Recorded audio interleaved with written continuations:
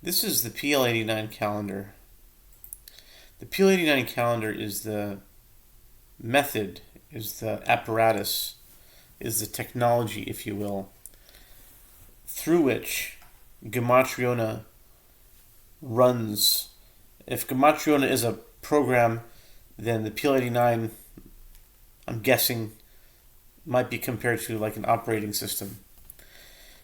And Gematriona is I guess if you want to call it, if you see it in terms of software, Gematriona is the process of translating Gematria via clock time. And it channels through the PL-89. That's maybe a good way of describing it. And one example of that is right now. Right now, 7:04 is a number that is clock time. 7:04 p.m. is about 3 minutes away. And the rule is that if I want to pick any minute in time, because time is moving so fast, so to speak, it's very difficult to exactly pinpoint the minute that I have an idea and I want to say something. It's very hard to get everything set up to just get it that minute. And it's a lot of extra stress and pressure, and maybe it's not even necessary to have it that exact. If you can pinpoint a minute by locating it within 6 minutes of either direction, either 6 minutes before it or 6 minutes after, I think that's close enough time. So this is 7:04, but I started around 7 because it's going to pass by 7:04 and it's going to go until maybe who knows how long. But the point is that this is 7:04. You can start a few minutes before it or even after it, as long as you state that. Now, why am I starting at 7:04? I'm starting at 7:04 because of the PL-89. The calendar determines the time on the clock. You see, in Gematriona and the PL-89, it follows some kind of recursive process that everything is streamlined. Calendar time, clock time, gematria, it all becomes one thing. It's almost like a singularity, from the way I hear it being described. And the reason why 7:04 is today is because 7:04 is a derivative, or I call it a descendant, of the number 24. What do you mean? What does 7:04 have to do with 24? Well, the way this PL-89 is constructed is by the principle of 40s. It's almost like a base 40 counting system. And in my own terms. So when I get to 24 and then I add 40, I'll get 64. If I add 40 again, I'll get 104. I add 40 again, I'll get 144. I add 40 again, I'll get 184.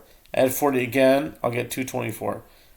Now, have you noticed how when I started at 24 and I added 40s, I'll get to 224? So now it's real easy. So now if I add 40, so now I could just go 224, and I just go 424, 624. So now I'm at 624, right? But then I add 44, I add 40 again. What am I going to get? 664. If I add 40 again, well, I get 704. That's what I mean by 704 is a derivative of 24, or it's a descendant of 24. And you might ask, why am I on box 24? Box 24 is the box of today because today is January 4th. But it's also Tevet 4. And the PL-89 calendar, as explained in previous videos, is a calendar that, in a way, it combines both the lunar and solar calendar together into one composite calendar. And I don't think there could be a more appropriate time to actually explain this than today, when after they read the Torah in synagogues, and after the Torah reading, there's something called Haftorah, which is a portion of the prophets, and the portion of the prophets usually has something, has something to do with the parsha. Not usually, I should say always, or it should anyway. And this week's Tough Torah portion talked about when God tells Ezekiel, it's in Ezekiel, I think, chapter 37, where he tells Ezekiel to take two staves, and one for Judah, one for Joseph, and put them in your hand, and they'll become together in your hand. They'll become one. And so that is the same theme as this PL-89 calendar. What the calendar is doing is it's taking the sun and the moon. You might call the sun the house of Joseph, and you might call the moon the house of Judah, simply because Jewish people today calendar is basically based on the moon, although it has, I think, some solar aspects to it, but it's more or less on the moon. And the Gregorian calendar, which would represent Joseph, would be a solar calendar. But if Ezekiel had two sticks in his hand, and they became one, so then it can happen all over the place. Okay, and someone told me today something very interesting, just came to mind right now, that in the Targum Yonasan, or I think it's Targum Yonasan ben Azil, when he says about the or one of the Targums, I'm not exactly sure, say that these two sticks, he translated as lucha, which is actually tablets, and that's really apropos to this, because this is exactly a luach. This is a luach. So that's really, someone told that to me today, and I found that very interesting, and that's very fitting for this calendar. And so this bottom portion here, from row 8, 9, and 10, from the half of row 8 and onward, represents the month of Tevet or the month of January. It can be Tevet or January, and to take it even further, it can be any 30-day period. But for now, and in this machzor, in this cycle, this is Tevet, and I'm not sure what to call this time, machzor or eon. In this eon, this represents Tevet, but it didn't always. When Corona broke out in March, around springtime of 2020, it was March 14th, I think, was the official date, and I remember it well. I got a very strange message. I got a text message. It looked like it was from a person, but it was like a riddle. It was like 5 different riddles. It was like, it looked like someone wrote it intentionally. And the last one was, who is playing games?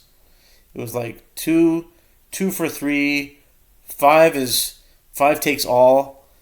Dun dun dun. Who is playing games? On that day that Corona broke out, it was a Saturday night. I remember that year Saturday was March 14th. And so I came home from shul after that Shabbat, and I saw this text. But anyway, I'm getting off point. The point is that at that time, this Nisan or Tevet, or the cardinal months as they're called, started here, where you would think it would, where it should start. But this employs the Seter teaching of Rabbi Yitzchak Ginsburg, that employs, Seter is an acronym for Sof, Toch, and Rosh, which means there's different aspects, maybe you can call it configurations, of switching the beginning, the middle, and the end. For example, you can have the beginning months starting in the middle, you can have the middle months starting at the beginning, you can have the end months starting at the beginning, you can have the beginning months starting at the end, any combination of those, and all of the aspects that come with it. And so today, 704 and would correlate to 24, because 24 is in the PL-89 calendar. If I wanted to say January 1st, I would say 38. January 2nd is 7. January 3rd is 15, and January 4th is 24. Right? Okay, and if I wanted to say Aleph Tevet, I'd say 38. If I wanted to say Bet Tevet, I'd say 37. If I want to say Gimel Tevet, I would say 15. And if I want to say Daled Tevet, I would say 24. But that's only in this year, because only in this year do they match up. In some years, I might go Aleph Tevet is, let's say, 38, but January 1st might be 18. They might be a week apart. Or they might be 5 days apart. They might be 12 days apart. They might be just 3 days apart. It varies. They're usually not the same day. In fact, the last time this happened that they were the same day was in September of 2019, over 5 years ago, 5.25 years ago. And so now, um, the question would be, and I might start the next video off with this, is that, and just to keep it real, you know what? I think I'll make a new video for this because it's been 10 minutes already. So I like to keep these 10, 15 minutes tops.